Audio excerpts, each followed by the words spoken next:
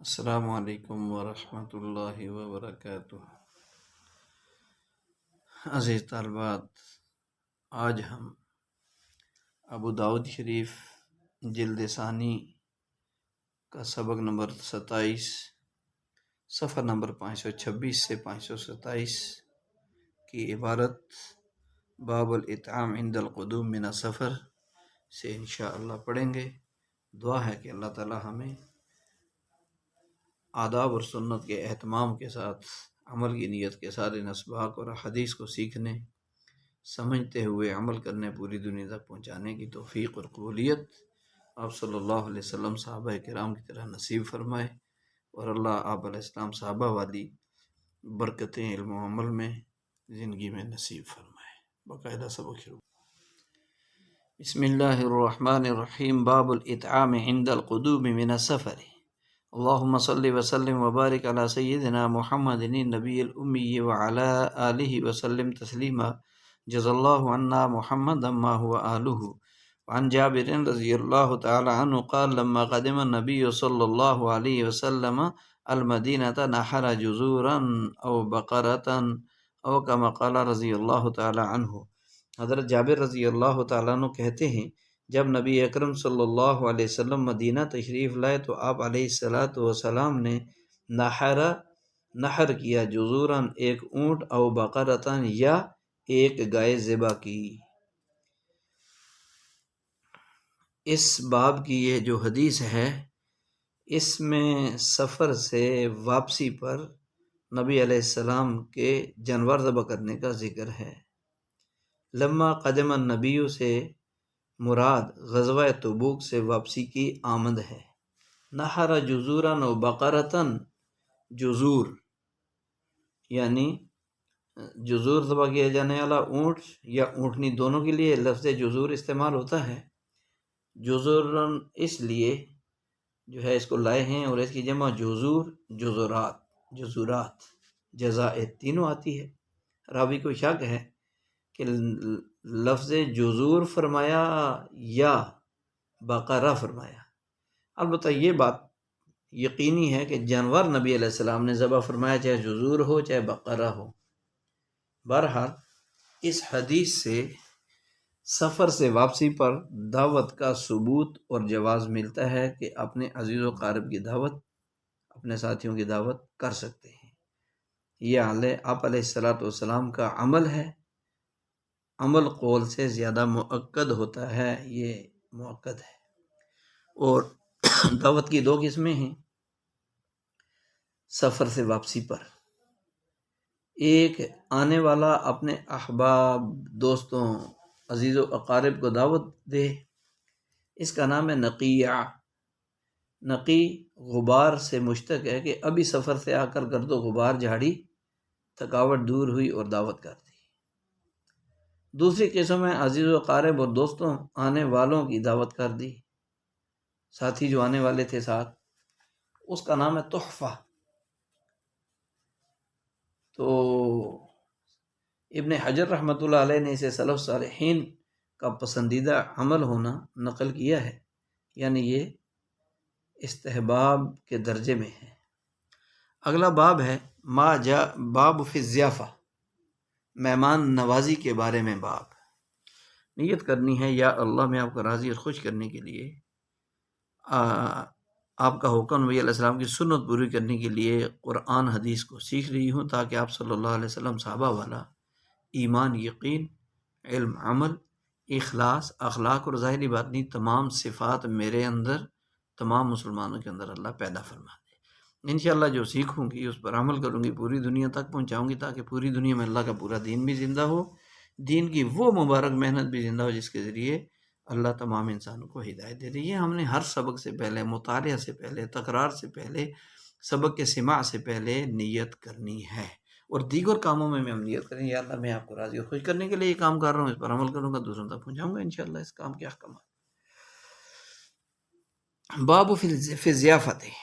عن ابی شریح الکعبی رضی اللہ عنہ ان رسول اللہ صلی اللہ علیہ وسلم قال من كان يؤمن بالله واليوم الآخر فليكرم ضيفه جائزته يومه وليلته الضيافة 3 أيام وما بعد ذلك فهو صدقة ولا يحل له أن يثوي عنده حتى يخرجه أن يثوي عنده حتى يحرجه. تو اس میں ابو شریح کا بھی رضی اللہ عنہ سے روایت ہے کہ رسول پاک صلی اللہ علیہ وسلم نے فرمایا جو آدمی اللہ پر اور قیامت کے دن پر ایمان رکھتا ہو اسے مہمان کی مہمان نوازی یعنی خاطر مدارت کرنی چاہیے، تواضع کرنی چاہیے. اس کا جائزہ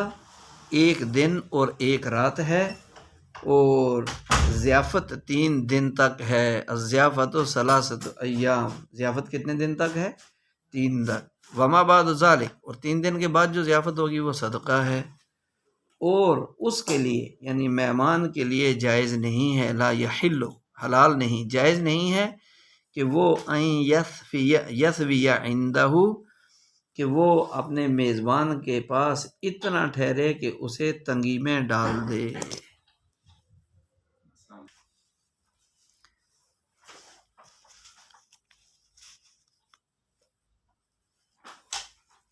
عن ابی ہریرہ رضی اللہ تعالی عنہ ان النبی صلی اللہ علیہ وسلم قال الضیافۃ 3 ایام فما سوى ذلك فهو صدقۃ. قال ابو داود رحمہ اللہ تعالی قرأ على الحارث بن مسکین وانا شاہد. اخبركم اشهب. قال وسئل مالك عن قول النبي صلى الله عليه وسلم جائزته يوما وليلة. قال يكرمه ويتحفه ويحفظه يوما وليلة و3 أيام ضيافة او كما قال صلی اللہ علیہ وسلم. حضرت ابو ہریرہ رضی اللہ تعالیٰ عنہ کی یہ روایت ہے کہ ابو داؤد رحمۃ اللہ علیہ کہتے ہیں حارث بن مسکین پر پڑھا گیا اور میں وہاں موجود تھا. انا شاہد، کہ اشہب نے آپ کو خبر دی. اخبرکم اشہب، خبر دی. امام ابو داؤد کہتے ہیں کہ امام مالک رحمۃ اللہ علیہ سے نبی صلی اللہ علیہ وسلم کے فرمان جائزتہ یوم و لیلۃ کے بارے میں پوچھا گیا تو فرمایا امام مالک رحمۃ اللہ علیہ نے کہ میزبان اس کا اکرام کرے، میزبان مہمان کا اکرام کرے، اور یکرمہ اس کا اکرام کرے، یتحفہ اس کو تحفہ دے، ویحفظہ اور اس کی حفاظت کرے، ویحفظہ یوما و لیلۃ اور 1 دن اور اس کی حفاظت کرے، 1 دن 1 رات اور 3 دن تک ضیافت کرے. جی یہ ضروری نہ ہو جیسا کہ نماز ہے تو اس کا حکم یہ ہے کہ اسی وقت میں یہ ہمارا باب جو تھا یہ تھا ضیافت کے بارے میں، ضیافت کے بارے میں. اب اگلا باب ہے بابن فی کم تستحب الولیمہ، ولیمہ میں مستحب عمل کیا ہے اس کے بارے میں. عن عبداللہ بن عثمان ثقفی رضی اللہ عنہ عن رجل اعور من ثقیف کان یقال له معروفا یثنى علیہ خیرا ان لم یکن اسمه زہیر بن عثمان فلا ادری ما اسمه. ان النبی صلی اللہ علیہ وسلم قال الولیمۃ اول یوم حق والثانی معروفا والیوم الثالث سمعة ورياء. قال قتادہ وحدثني رجل ان سعید بن المسیب دعا اول یوم فاجاب، دعی اول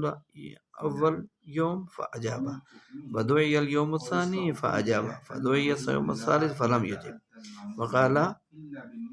اہل سمعة ورياء، اہل سمعة ورياء.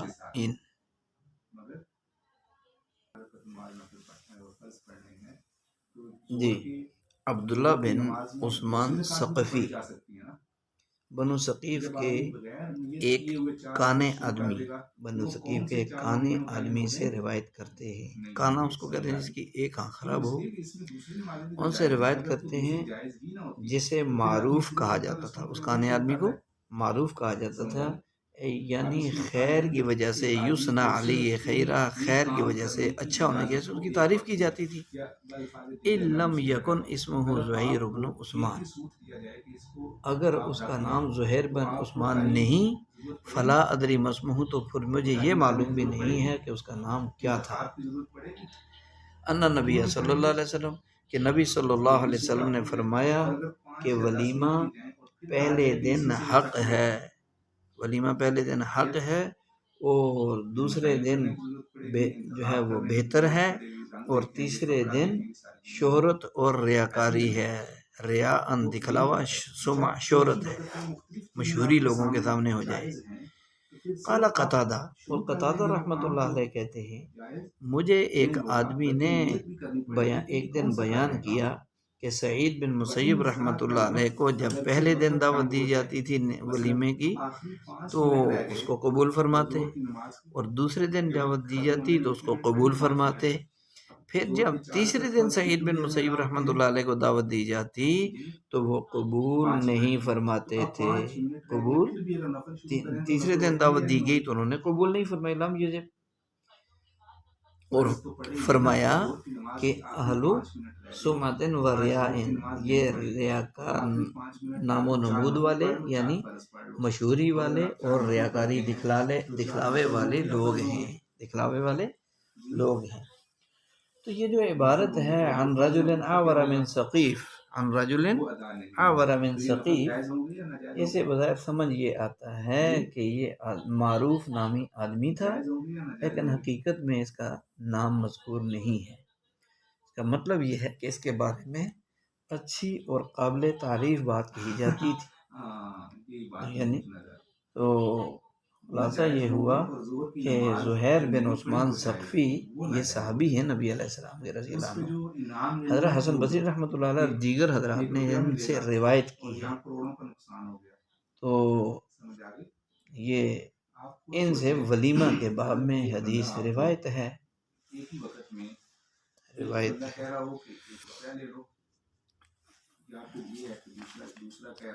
اور عبداللہ بن عثمان ثقفی سے یہ روایت منفرد مذکور ہے۔ اور پہلے دن الولیمۃ اول یوم حق، ولیمہ پہلے دن حق بمانا ثابت، یعنی پہلے دن ولیمہ رخصتی کے بعد، خلوت والی رات کے بعد ولیمہ کرنا مستحب ثابت ہے، درست ہے، منع نہیں۔ اور یہ جو آگے انہوں نے فرمایا قالوا اہل سمت و ریاء، یہ جو ہے تیسرے دن جو ولیمہ کی دعوت، بعض لوگوں کو ایک دن بھی دعوت کی، دوسرے دن بھی دعوت کی، تیسرے دن بھی دعوت کی ولیمہ کے نام پر،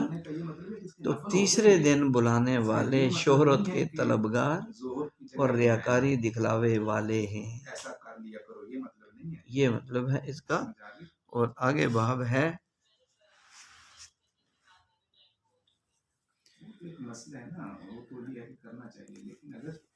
یہ باب ہے ضیافت کے بارے میں کہ من الضیافت ایضاً، من الضیافت ایضاً، مزید میزبانی کے بارے میں احکامات ہیں۔ عن ابی کریمہ رضی اللہ عنہ قال قال رسول اللہ صلی اللہ علیہ وسلم الضیف حق علی کل مسلم فمن اصبح بفنائه فهو علیہ دین ان شاء اقتضى وان شاء ترک، او کما قال صلی اللہ علیہ وسلم۔ حضرت ابو کریمہ رضی اللہ عنہ سے روایت ہے کہ آپ صلی اللہ علیہ وسلم نے فرمایا الضیف مہمان نوازی، آپ صلی اللہ علیہ وسلم نے فرمایا الضیف مہمانی حق علی کل مسلم، ہر مسلمان پر ایک رات کی مہمانی کرنا حق ہے، مہمان نوازی کا حق ہے۔ جو شخص کسی مسلمان کے گھر میں قیام کرے بفنائہ، اس کے گھر میں، فہو علیہ دین، تو ایک دن کی مہمانی کرنا اس مہمان کا حق ہے، قرض ہے، انشاء اقتضى وانشاء ترک، میزبان چاہے تو قرض کو پورا کرے، چاہے تو چھوڑ دے۔ چاہے تو اس کو کیا کر دے، چھوڑ دے۔ لیلۃ الضیف حق علی کل مسلم، مہمان کی خدمت کرنا لازم ہے ہر مسلمان پر، یہ اس حدیث میں بتایا جا رہا ہے۔ اور یہ جن احادیث میں ضیافت کے واجب ہونے کا ذکر ہے، یہ ابتدائی اسلام میں تھی۔ علامہ سیوطی رحمۃ اللہ علیہ کہتے ہیں کہ یہ حدیث اور اس جیسی وہ احادیث جن میں ضیافت کے واجب ہونے کا ذکر ہے، یہ ابتدائی اسلام کی بات ہے کہ جب مہمان نوازی واجب تھی، اور اب اس کا وجوب منسوخ ہو چکا ہے۔ اور امام ابو داؤد رحمۃ اللہ علیہ نے اسی موضوع پر جو ہے اگلا باب اسی لیے باندھا ہے۔ اور اگلی حدیث عن المقدام ابی کریمہ رضی اللہ تعالی عنہ قال قال رسول اللہ صلی اللہ علیہ وسلم ایما رجل نظاف قوم فاصبح الزئی محروما فإن نصره حق على كل مسلم حتى يأخذ بقرى ليلة من زرعه وماله کہ حضرت ابو کریمہ رضی اللہ تعالیٰ عنہ سے روایت ہے کہ آپ علیہ السلام نے فرمایا، جو آدمی کسی کے پاس مہمان ہو، پھر وہ میزبان وہ مہمانی سے محروم رہا، یعنی کسی نے اس کی ضیافت ہی نہیں کی، تو تمام مسلمانوں پر اس مہمان کی مدد کرنا مروتاً یعنی لحاظ کرتے ہوئے ضروری ہے، یہاں تک کہ وہ اپنی مہمانداری کے بقدر اس قوم کی کھیتی اور مال میں سے بھی لے سکتا ہے۔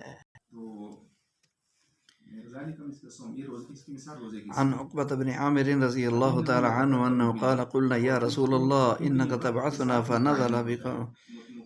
فننزل بقوم فلا يقروننا فما ترى؟ فقال لنا رسول الله صلى الله عليه وسلم ان نزلتم بقوم فأمروا لكم بما ينبغي للضيف فاقبلوا فإن لم تفعلوا فخذوا منهم حق الضيف الذي ينبغي لهم او كما قال صلی اللہ علیہ وسلم فأمروا لكم بما ينبغي۔ حضرت عقبہ بن عامر رضی اللہ عنہ سے روایت ہے کہ ہم نے عرض کیا، اللہ کے رسول آپ ہمیں جہاد کے لیے بھیجتے ہیں، انک تبعثنا فننزل بقوم، آپ ہمیں جہاد کے لیے بھیجتے ہیں، ہم ایسے لوگوں کے پاس پڑاؤ ڈالتے ہیں یا ٹھہرتے ہیں فما یقروننا، جو ہماری مہمان نوازی نہیں کرتے، ما ترى، آپ کیا فرماتے ہیں؟ تو آپ صلی اللہ علیہ وسلم نے فرمایا کہ ہمیں فرمایا کہ ان نزلتم بقوم، اگر تم کسی قوم کے پاس ٹھہرو، فَأَمَرُوا لَكُمْ بِمَا يَنبَغِي لِلضَّيْفِ، پھر وہ تمہارے لیے کھانے پینے کا مناسب انتظام کر دیں، جیسا کہ مہمان کے لیے مناسب ہوتا ہے، فَأَقْبَلُوا، تو قبول کر لو، فَإِن لَمْ يَفْعَلُوا، اگر وہ ایسا نہ کریں یعنی مہمان نوازی نہ کریں، فَخُذُوا مِنْهُمْ حَقَّ الضَّيْفِ، تو ان سے مہمانی کا حق لے لو، الذی ينبغی لہم، جو ان لوگوں کے لیے بھی مناسب ہو، ان لوگوں کی یعنی استطاعت کے طاقت کے بقدر ان سے لے لو، اس سے زیادہ نہیں، طاقت کے بقدر ان سے کیا کر لو، لے لو۔ تو ضیافت کا حکم جو ہے، یہ باب ہم نے ضیافت کے بارے میں 2-3 باب پڑھے ہیں۔ جمہور اہل علم کے نزدیک ضیافت اور مہمان نوازی مکارم اخلاق اور مستحبات میں سے ہے۔ لیث رحمۃ اللہ علیہ کہتے ہیں کہ ایک رات کی ضیافت کرنا واجب ہے مہمان کی، جمہور کہتے ہیں کہ مستحبات میں سے ہے، لیث رحمۃ اللہ علیہ کہتے ہیں یہ واجب ہے، اور جمہور کی دلیل حدیث باب ہے جائزتہ یوم و لیلۃ، یہ جائزۃ کا معنی عطیہ، اور ظاہر ہے کہ یہ وجوب کے لیے نہیں ہے، بلکہ ایسا لفظ امور اختیاریہ میں استعمال ہوتا ہے۔ ابتداء اسلام میں مہمانی واجب تھی، پھر مستحب کی طرف اس کا حکم منتقل ہو گیا، فَلْيُكْرِمْ، یہ اس میں جو ہے کہ فَاسْتَادُوا کی طرح وجوب نہیں ہے، استحباب پایا جاتا ہے، ضیافت کے آداب بتائے گئے کہ میزبان کو چاہیے کہ جتنا جلدی بآسانی میسر ہو وہ حاضر کر دے پیش خدمت۔ دوسرا یہ ہے کہ موقع اور موسم اور مزاج اور مردم شناسی کا لحاظ رکھے۔ موقع شناسی، وقت شناسی، مردم شناسی، مزاج شناسی۔ اس کا مزاج کیسی چیزوں کو پسند کرتا ہے، بندہ کس طرح کا ہے، کس درجے کا ہے، اور اس وقت کس چیز کے ذریعے اس کی ضیافت کرنے کا موقع ہے۔ تیسرا مہمان سے خندہ پیشانی اور خوش روئی سے، یعنی ہنس مکھ کر مسکراہٹ کے ساتھ پیش آئے تاکہ اس کو خوشی ہو۔ اور چوتھا فاسق اور فاجر لوگوں کی دعوت نہ کرے بلکہ نیک اور پرہیزگار لوگوں کی دعوت کرے، کیونکہ دعوت کا ایک ادب نبی علیہ السلام نے یہ بتایا کہ جب کسی کی ہاں دعوت کھاؤ اس کو دعا دو، اکلا طعامکم مول ابرار، کہ نیک لوگ تمہارا کھانا کھائیں، اور صلت علیکم الملائکہ، فرشتے تمہارے لیے دعائیں مانگیں، وافطر عندکم الصائمون، اور روزے دار تمہارے یہاں افطاری کریں۔ تو فاسق فاجر لوگوں کی دعوت نہیں بلکہ نیک پرہیزگار متقی لوگوں کی دعوت کرے۔ نمبر 5، جتنا ممکن ہو سکے مہمان کو راحت پہنچائے، کھانا سامنے لا کر رکھ دے، ان کو کھانا شروع کرنے کا درخواست کر دے، کہہ دے، تاکہ وہ منتظر نہ ہوں، انتظار نہ کریں، ان کے بعد شروع کریں، کھانا آپ کے خدمت میں حاضر ہے، قبول فرمائیں، شروع کریں۔ اگر وہ نہ لے رہے ہوں تو پھر اس کی وجہ معلوم کر لیں، پسند نہیں آیا، کیا وجہ ہے، کیوں نہیں آپ لے رہے۔ کسی چیز کی کمی کا خیال رکھیں، کھانے پر نظر رکھنی، لیکن گھور گھور کر ان کے چہرے کی طرف، لقمے کی طرف نہ دیکھنا، جس سے مہمان کو یہ لگے کہ شاید میرے لقمے یا کھانے کا انداز دیکھا جائے۔ جو کچھ تیار ہو اور ترتیب سے رکھ دے تاکہ طبیعت کے مطابق وہ بخوشی لے سکے، بے تکلف۔ ایسا نہ ہو کہ ایک چیز سے فارغ ہونے کے بعد دوسری چیز لائی جائے، پہلے ایک چیز لائی پھر دوسری لائی، پھر نہیں، جو رکھنا ہے رکھ دیں، وہ حسب چاہت لے لے۔ ضیافت کی جو اقسام ہیں، حضرت مولانا اشرف علی تھانوی نور اللہ مرقدہ نے ضیافت اور مہمانداری کی 3 قسمیں لکھی۔ نمبر 1، میزبان،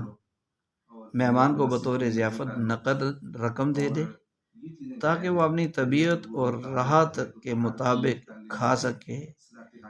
بے تکلف ہو کر، وقت کو ضائع ہونے سے بچائے، اس کے کام میں حرج نہ آئے۔ دوسرا، کھانا تیار کر کے جن کی ضیافت کرنا مقصود ہے ان کو پہنچا دیں تاکہ وہ بلا تکلف کھا لیں۔ تیسرا، مہمان کو اپنے گھر یا دفتر یا دکان یا اپنے کام کی جگہ پر بلا لیں، یہ آخری درجہ ہے۔ مقصود ساری باتوں کا یہ ہوا کہ دعوت اور ضیافت سے ہمارے مہمان کو تکلیف بھی نہ ہو، اس کے کام میں حرج بھی نہ آئے، اور اس کے لیے دعوت راحت اور آسانی کا سبب بنے، تکلیف اور مشقت کا سبب نہ بنے۔ یہ اصل مقصود ہے۔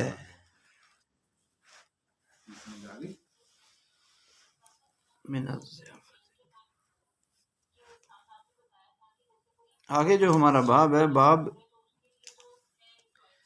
فی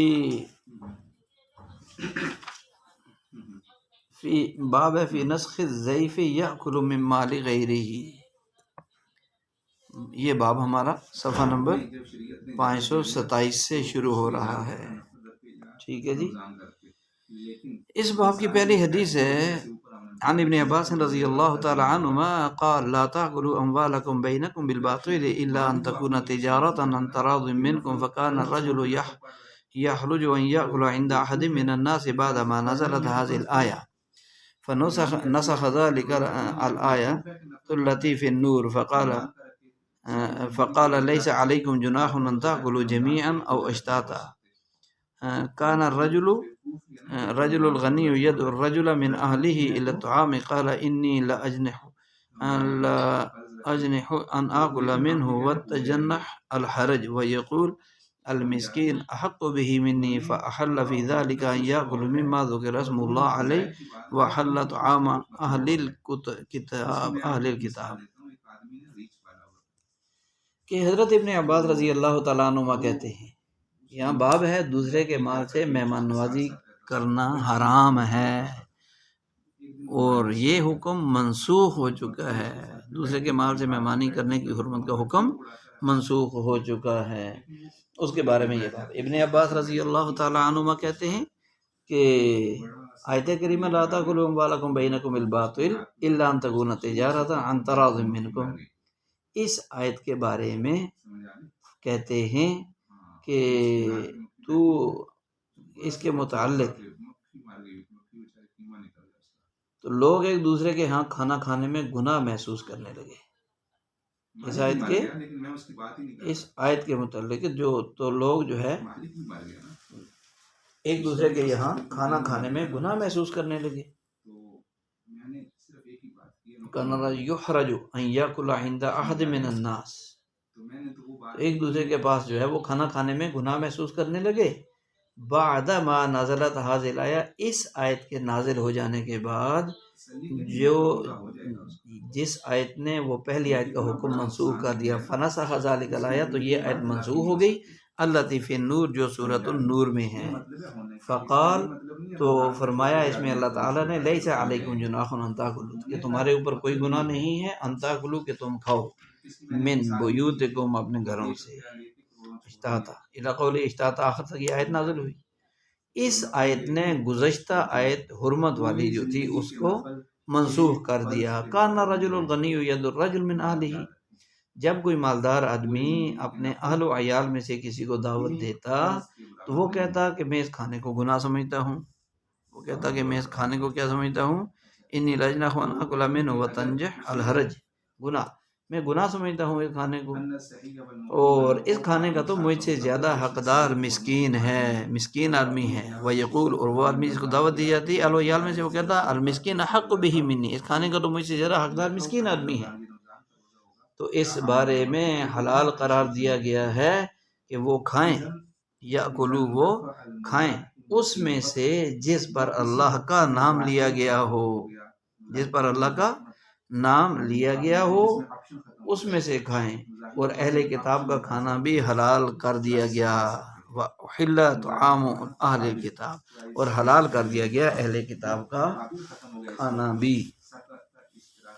تو اس باب میں ضیافت واحدہ اور دوسرے مال سے بغیر کسی سبب کے کھانے منسوخ ہونے کا ذکر ہو گیا کہ جس وقت جیسے جی چاہے وہ کھائے۔ دو آیتوں کا ذکر جن میں ایک کو دوسرے کے لیے ناسخ قرار دیا گیا اس حدیث کے اندر، حالانکہ ان میں ضیافت کے منسوخ ہونے کا ذکر نہیں ہے۔ یہ جو آیت ہے، یا ایھا الذین آمنوا لا تاکلوا اموالکم بینکم بالباطل الا ان تکون تجارۃ عن تراض منکم، اے ایمان والو مت کھاؤ، لا تاکلوا اموالکم، آپس میں ایک دوسرے کے مالوں کو، بالباطل، ناحق طریقے سے، یعنی حرام طریقے سے، الا، مگر یہ کہ ان تکون تجارۃ، مگر یہ کہ باہمی رضامندی اور تجارت کے ساتھ ہو، باہمی رضامندی اور تجارت کے ساتھ ہو، پھر کھاؤ۔ تو اس آیت مبارکہ میں ناجائز طریقوں سے ایک دوسرے کا مال کھانے کی ممانعت کا حکم ثابت ہے۔ ناجائز طریقہ کون سا ہے؟ مثلا غصب کر کے، چھین کر کھانا، سود کے ذریعے کھانا، چوری کے ذریعے کھانا، جوا کھیل کے جیت کر کھانا، کسی کے ساتھ خیانت کر کے،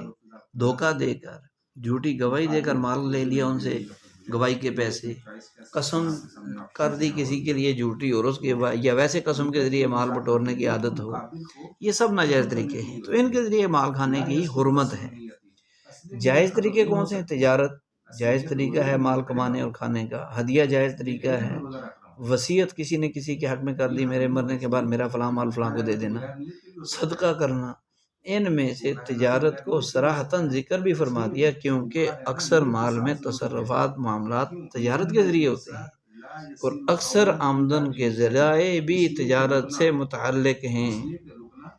اور اسی میں جانبین کی برابری اور عزت نفس کا خیال بھی ہے، کیونکہ ہبہ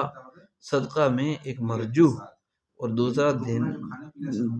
جو ہے وہ دینے والا غالب اور فائق ہوتا ہے، الید العلیٰ خیر من ید السفلی۔ تو اس لیے حلال ذرائع میں سے تجارت کا ذکر فرمایا، کیونکہ ہر ذریعے کا تقریباً تجارت سے تعلق ہوتا ہے کسی درجے میں۔ تو اس آیت میں ناحق طریقے سے کسی کا مال کھانے دبانے کی ممانعت اور حلال طریقے سے کھا لینے کی اجازت کا بیان ہے۔ دوسری جو آیت ہے، لیس علی الاعمى حرج ولا علی الاعرج حرج، اس آیت کا شان نزول یہ ہے کہ لوگوں میں عادت تھی بیماروں کو اپنے ساتھ کھانا نہیں کھلاتے تھے، نہ ان کے ساتھ بیٹھ کر کھانا کھاتے تھے کہ بیماری بڑھ جائے گی، اس کی بیماری مجھے لگ جائے گی، میری اس کو متعدی ہونے کی وجہ سے بیماری۔ اس پر یہ آیت کریمہ نازل ہوئی لوگوں کے اس حرکت اور عمل پر کہ معذوروں بیماروں کو ساتھ اور الگ دونوں صورتوں میں کھلانے میں کوئی حرج نہیں، ان کو ساتھ کھلاؤ، ان کے ساتھ کھاؤ اور ان سے الگ کھاؤ، کوئی حرج بھی نہیں ہے۔ البتہ بیمار کے ساتھ کھانا کھانے کی دعا بسم اللہ ثقۃ باللہ وتوکلا علیہ، بس۔ تو دوسری بات یہ کہ جب کوئی صاحب حیثیت مالدار آدمی اپنے کسی کمزور فقیر جو ہے کمزور عزیز اقارب میں سے کسی فقیر اور کمزور آدمی کے پاس جاتا اور وہ کمزور آدمی اسے اپنے ساتھ جو موجود ہوتا اس میں شریک ہونے کا کہہ دیتا، دعوت دیتا، تو یہ مالدار آدمی اس میں عار اور شرم محسوس کرتا، اپنی توہین محسوس کرتا کہ میں تو مالدار ہوں، میں اس غریب کے ساتھ کیسے کھا لوں۔ اس پر یہ مذکورہ آیت نازل ہوئی کہ آپس میں مل جل کر کھانے میں کوئی حرج نہیں ہے، لیس علی الاعمى حرج ولا علی الاعرج حرج، اس میں کوئی حرج نہیں ہے۔ تیسرا یہ وجہ ہے اس آیت کے شان نزول میں کہ انصار میں یہ عادت تھی کہ اگر ان کے پاس کوئی مہمان آتا تو گھر میں بھی نہ کھاتا، تو گھر میں کوئی آدمی بھی کھانا نہ کھاتا، مگر یہ مہمان کے ساتھ، سب مہمان کے ساتھ۔ اس پر یہ آیت نازل ہوئی کہ جمیعاً او اشتاتا، مل کر کھاؤ اکٹھے، اشتاتا الگ الگ، دونوں طرح کھا سکتے ہو، کوئی حرج نہیں ہے اکٹھے کھانے میں، کوئی حرج نہیں ہے الگ الگ کھانے میں۔ گھر کا کوئی آدمی مہمان کے ساتھ بھی شریک رہے تو مہمان کی ذرا حوصلہ افزائی ہو جائے، اور سب کا شریک ہونا ضروری نہیں ہے۔ چوتھی وجہ ابن عباس رضی اللہ عنہ نے یہ فرمایا کہ سورۃ النساء کی یہ آیت لیس علی الاعمى حرج نازل ہونے کے بعد لوگ کسی کے پاس مہمان ہونے، مہمان بن کر جانے اور ان کے کھانے کو اچھا نہیں سمجھتے تھے کہ باطل میں نہ آ جائے، لوگوں کے ازوام کو دور کرنے کے لیے اللہ نے یہ آیت نازل فرما دی لیس علی الاعمى کہ مہمان نوازی میں کوئی حرج نہیں۔ تو ابن عباس رضی اللہ عنہ کے قول کے مطابق سورۃ النور کی آیت سورۃ النساء کی آیت کے لیے ناسخ ہے، منسوخ کر دینے والی، اسی لیے امام ابو داؤد رحمہ اللہ نے یہ باب باندھا، لیکن حقیقت یہ ہے کہ یہ آیت ناسخ نہیں ہے اور یہ سورۃ النساء کی جو آیت منسوخ نہیں ہے، کیونکہ سورۃ النساء کی اس آیت میں ضیافت کے منع کا ذکر ہی نہیں، جس کو بعد میں سورۃ النور کی آیت منسوخ ہونا ثابت کیا جاوے۔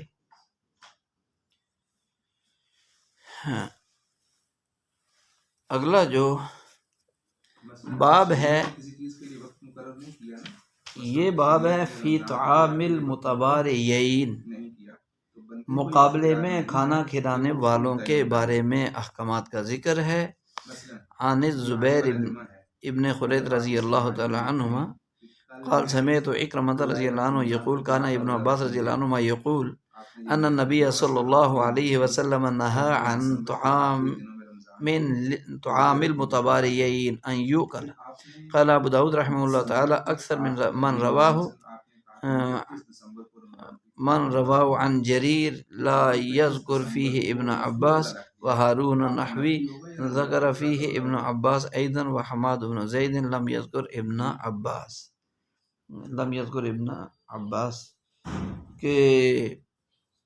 یہاں ابن عباس رضی اللہ تعالی عنہما کہتے ہیں کہ نبی اکرم صلی اللہ علیہ وسلم نے دو آپس میں فخر کرنے والوں کی دعوت کو کھانے سے منع فرمایا ہے۔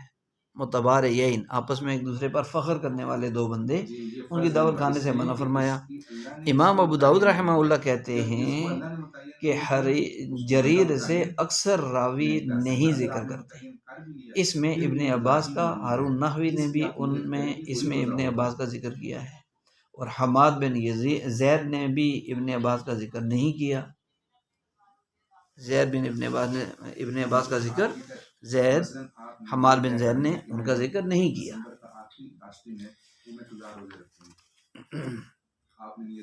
تو آگے باب الرجل یدعا فیرا مکروہا، کہ یہ غیر شرعی امور کی موجودگی میں دعوت میں شرکت کا حکم ہے۔ عن سفینۃ ابی عبد الرحمن رضی اللہ عنہ ان رجلا اضاف علی ابن ابی طالب فصنع له طعاما فقالت فاطمة رضی اللہ عنہ لو دعونا رسول اللہ صلی اللہ علیہ وسلم فأكل معنا فدعوه فجاء فوضع يده على عضادتي الباب فرأى القرام قد ضرب به في ناحية البيت فرجع فقالت فاطمة رضي الله عنها لعلي رضي الله عنه ألحقه فانظر ما أرجعه فتبعته فقلت يا رسول الله ما ردك فقال أنه ليس لي أو ليس للنبي أن يدخل بيتا مزوقا أو كما قال رضی اللہ تعالی عنہ۔ سفینہ ابو عبد الرحمن سے روایت رضی اللہ عنہ سے کہ ایک آدمی نے حضرت علی بن ابو طالب رضی اللہ عنہ کی دعوت کی تو اور ان کے لیے کھانا تیار کیا، تو حضرت فاطمہ رضی اللہ تعالی عنہ نے کہا کاش ہم رسول پاک صلی اللہ علیہ وسلم کو بھی بلا لیتے، دعوت دے دیتے، پھر آپ علیہ السلام ہمارے ساتھ کھانا نوش فرماتے۔ تو انہوں نے حضرت علی آپ صلی اللہ علیہ وسلم کو بلا لیا، آپ علیہ السلام تشریف لائے، فوضع یدہ علی عضادتي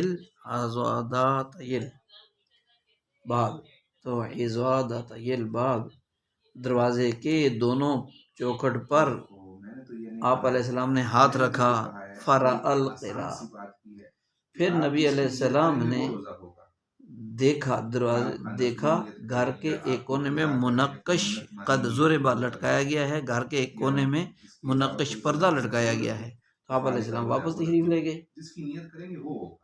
آپ لوٹ کے تو حضرت فاطمہ رضی اللہ تعالیٰ نے حضرت علی رضی اللہ عنہ سے فرمایا، کہا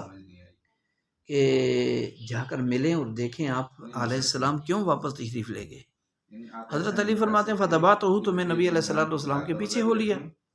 فقلت، تو میں نے عرض کیا اللہ کے رسول کس چیز نے آپ کو واپس لوٹا دیا،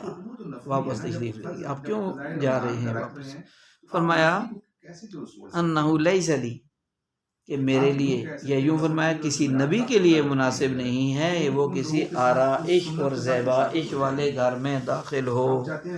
آرائش اور زیبائش والے گھر میں، مزین گھر میں کیا ہو، داخل ہو، یہ مناسب نہیں ہے۔ تو یہاں حضرت علی رضی اللہ عنہ کے پاس ایک مہمان آیا، انہوں نے ان کے لیے کھانا تیار کیا، کھانا تیار ہونے پر فاطمہ رضی اللہ تعالی عنہ نے فرمایا کہ اگر ہم آپ علیہ السلام کو بلا لیتے، وہ بھی ہمارے ساتھ کھانا تناول فرماتے، تو آپ علیہ السلام کو جب بلایا گیا واپس تشریف لائے۔ نبی علیہ السلام دروازے کے دونوں کناروں والی جو لکڑی ہوتی ہے چوکھٹ، ان پر ہاتھ رکھا، تو آپ علیہ السلام کی نظر اچانک گھر کے اندر ایک کونے میں ایک منقش جو ہے وہ بیل بوٹے بنے ہوئے اس پردے پر پڑی۔ آپ علیہ السلام واپس تشریف لے گئے، حضرت علی رضی اللہ عنہ نے پوچھا تو آپ علیہ السلام میں ایسی پرتکلف یا منقش تصویر والی جگہ پر ہم نہیں بیٹھتے۔ تو قرام یہ باریک اونی پردے کا کپڑا ہوتا ہے جس میں قسم و قسم کے رنگ برنگے بیل بوٹے اور پھول وغیرہ بنے ہوتے ہیں۔ یہ سامان اور کجاووں وغیرہ کو، جو سواریوں کے کجاوے ہوتے ہیں نا اوپر سیٹیں، ان کو چھپانے کے لیے بنائے خریدے لٹکائے جاتے ہیں، وہ ایک کپڑا تھا۔ سوال یہ ہوتا ہے کہ آپ علیہ السلام واپس کیوں تشریف لائے؟ یہ جواب یہ ہے کہ یہ منقش اور پرتکلف سجے ہوئے تھے، جو مصرفین، اسراف کرنے والوں اور جبابرہ لوگوں کی عادتوں میں سے ایک عادت ہے، اس لیے آپ علیہ السلام واپس تشریف لے گئے اور فرمایا میں مزوق یعنی سجے ہوئے، سجاوٹ والے گھر میں داخل نہیں ہوتا، یا کوئی نبی داخل نہیں ہوتا۔ وہ پردے دوسری وجہ یہ بھی ہو سکتی ہے کہ بے موقع لگے ہوئے تھے، جس سے حضور علیہ السلام نے منع فرمایا، اور ایک قول یہ بھی ہے کہ شاید ان پردوں پر تصاویر ہوں، اس لیے نبی علیہ السلام واپس تشریف لے گئے۔ بہرحال علامہ خطابی رحمۃ اللہ علیہ کہتے ہیں کہ اس حدیث باب سے یہ بات ثابت ہوتی ہے کہ جس جگہ، جس محفل، جس مجلس، جس پروگرام، جس تقریب میں دعوت میں منکرات اور نواہی ہوں، اس میں شریک ہونا درست نہیں ہے، اور ایسی تقریبات کا دعوت نامہ بھی قبول نہ کیا جائے۔ ابن حجر رحمۃ اللہ علیہ کہتے ہیں گھر میں منکرات اور فواحش کا ہونا داخل ہونے سے مانے ہیں، ایسی جگہ داخل ہونے اور جانے سے بچنا چاہیے۔ اور ابن بطال رحمہ اللہ کہتے ہیں کہ ایسی دعوت اور تقاریب میں جانا جس میں خلاف شریعت کام ہوں، مردوں عورتوں کا اختلاط، غیر محرموں کا ٹکراؤ، تصاویر ویڈیو کا بننا اور موسیقی کا بجنا اور کھڑے ہو کر جو ہے وہ جانوروں کی طرح کھانا، یہ ساری چیزیں تو ایسی دعوت میں شریک ہونا ناجائز ہے۔ یہ کام ہی ناجائز ہیں تو ان میں شرکت بھی قبول کرنا بھی ناجائز ہے، کیونکہ اس میں شریک ہونا اور ایسے موقعوں پر خاموشی اختیار کرنا یہ رضامندی کی دلیل ہے، اور نافرمانی پر خاموش رہنا، خوش ہونا،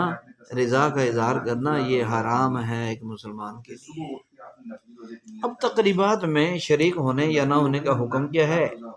کہ ایسی دعوت، ایسی تقریب یا ایسی شادی جس میں ناجائز کام ہو رہے ہوں اور ہمیں یقیناً معلوم ہو جہاں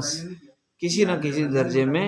کوئی نہ کوئی ناجائز کام ہوتا ہو، تو ایسی تقاریب اور دعوتوں میں جہاں شریک جو ہے ہونا جائز ہے یا نہیں، اس میں تفصیل ہے۔ ایک بات یہ ہے کہ اگر ایسا آدمی جو جا کر منکرات کو روکنے کی ہمت رکھتا ہے، دعوت حق پہنچا سکتا ہے، قوت کی وجہ سے، کسی اچھے قوی خاندان، قوی نسبت یا قرابت رشتہ داری کی وجہ سے، یا وجاہت، رعب، دبدبہ ہے اس کا، تو ایسی دعوت میں جانا لازم ہے، کیونکہ اس دعوت میں رد عمل ہے، دعوت قبول کرنا اور دوسرا نہی عن المنکر، تو ایسے شخص کو پھر جانا چاہیے۔ ہاں، دوسری بات یہ کہ اگر وہاں موجود منکرات اور خرافات کو ہٹانے کی قوت نہیں رکھتا، تو پھر اس میں یہ ہے کہ یہ بندہ جو ہے وہ مقتدا ہے، سب اس کی رہنمائی اور پیروی میں چلتے ہیں، تو ایسے شخص کو نہیں جانا چاہیے، کیونکہ یہ اگر جائے گا تو لوگ کہیں گے وہ فلاں صاحب، وہ امام صاحب، وہ مفتی صاحب، وہ علامہ صاحب، وہ مولانا صاحب، وہ جو ہے وہاں شریک ہوئے تھے، ظاہر ہے جائز ہوگا تو تب شریک ہوئے تھے، لہٰذا ہم بھی شریک ہوتے ہیں، کوئی حرج نہیں، تو اس کا جانا دوسروں کے لیے جواز کا سبب بن جائے گا، لہٰذا نہیں جانا چاہیے۔ جو ہے مشہور معروف آدمی ہو، لوگ اس کی عزت کرتے ہوں، اس کو عزت سے دیکھتے ہوں، عزت کی نگاہ سے، تاکہ لوگ اس کو نمونہ اور جائز ہونے کا، حرام کاموں کے جائز ہونے کا ذریعہ نہ بنا لیں، اس میں بچنا چاہیے اور بچنا ضروری ہے۔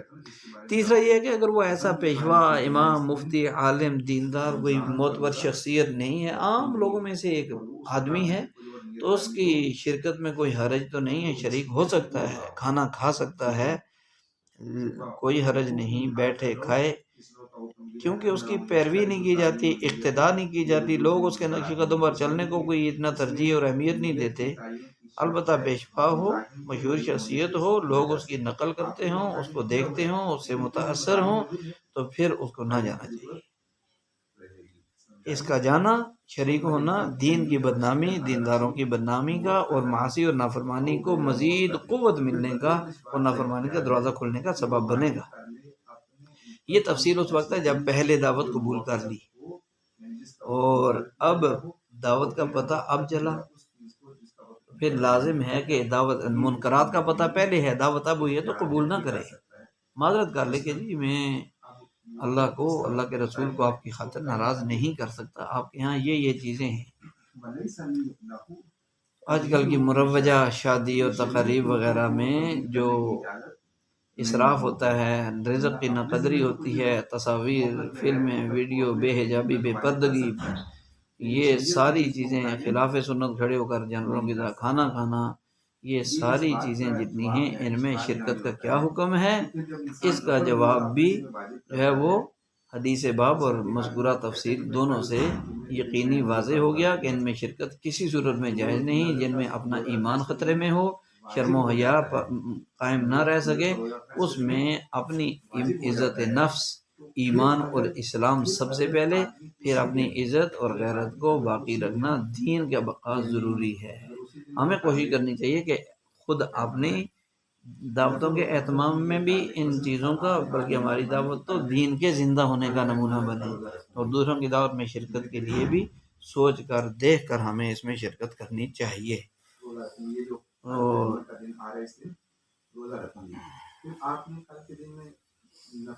یہ باب ہے اذا اجتمعا داعیان ایہما احق، کہ جب کیا ہو جائے، اذا اجتمعا داعیان ایہما احق، کہ جب دو آدمی ایک ساتھ دعوت دیں، یعنی دو دعوت دینے والے آگے، ایک کہتا ہے میری دعوت ہے، دوسرا کہہ رہا ہے میری، اب اس میں سے کس کا حق زیادہ ہے، کس کی دعوت قبول کیجیے، زیادہ حقدار کون ہے، اس کے بارے میں یہ باب ہے۔ تو عن حمید بن عبد الرحمن الحميري رضی اللہ تعالی عنہ عن رجل من اصحاب النبی صلی اللہ علیہ وسلم ان النبی صلی اللہ علیہ وسلم قال اذا اجتمع داعیان فاجب اقربهما بابا فإن أقربهما بابا أقربهما جوارا أو إن سبق أحدهما فأجب الذي سبق او كما قال صلی اللہ علیہ وسلم کہ ایک آدمی سے روایت ہے نبی علیہ السلام کے صحابہ میں سے کہ نبی صلی اللہ علیہ وسلم نے فرمایا جب دو دعوت دینے والے ایک ساتھ دعوت دیں تو اس کی دعوت قبول کرو جس کا مکان آپ کے زیادہ قریب ہو، یعنی پڑوسی زیادہ کیونکہ جس کا مکان قریب ہے وہ ہمسایہ ہونے میں قریب تر ہوگا، اور اگر ان میں سے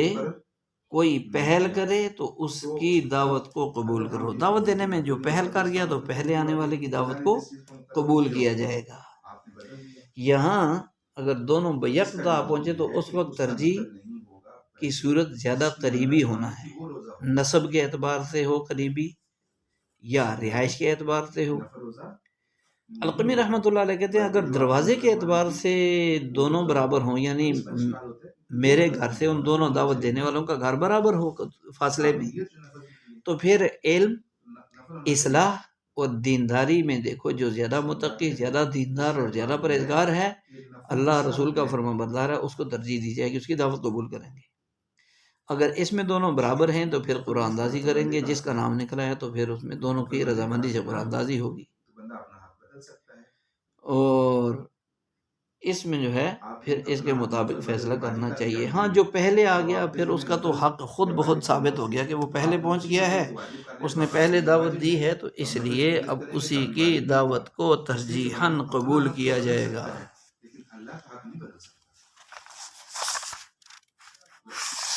جی